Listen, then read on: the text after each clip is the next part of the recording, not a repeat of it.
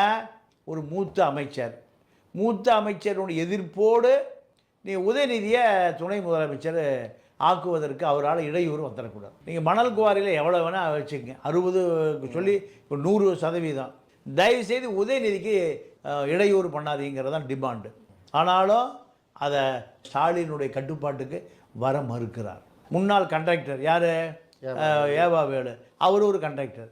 2 conductor திமுக கட்சியினர் நடத்துனராக இருக்காங்க. ராமதாஸே உடனே கலந்துக்கு வந்துடுவார். அதிமுக சிவி சண்முகம் கலந்துக்கு வந்துடுவார். திமுக வன்னியர் பகுதியில் அட்டர் பிளாப் ஆயிரும். திமுகவை அழிக்கணும், இதுதான் பிஜேபியினுடைய அஜெண்டா.